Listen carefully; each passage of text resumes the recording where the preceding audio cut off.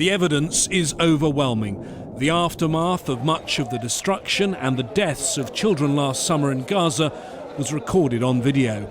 In total, the UN said 540 children were killed. Yet UN Secretary-General Ban Ki-moon, in his annual report on children in armed conflict around the world to the Security Council, has not included Israel on the damning list of countries and groups that kill children.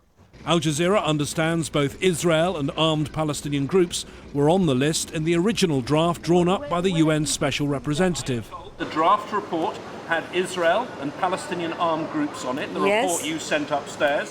When it came back downstairs, it didn't have them on anymore. Is that true? Yes, but this means that the decision of the Secretary General, we are supposed to prepare the decision of the Secretary General. We are not the one who decide. Al Jazeera's learnt there was high-level lobbying by Israel and the US to persuade Ban Ki-moon to keep Israel off the list. There's really no explanation for it other than it's a political decision, because the overwhelming documentation really should trigger a listing.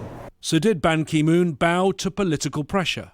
Member states have never been shy in expressing their opinion to the Secretary General about what should be in or out of the report, whether it's this report this year or in the previous years. Ultimately, it's the Secretary General's report.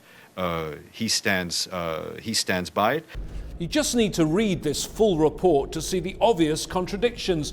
The report says the number of Palestinian school children killed in 2014 was the third highest anywhere in the world. It says the number of schools damaged or destroyed was the highest anywhere in 2014. And then you look at the annex, the list that's supposed to summarize it all, listing, among other things, parties and states that kill or maim children or engage in attacks on schools, and Israel's name is not there. James Bays, Al Jazeera, at the United Nations.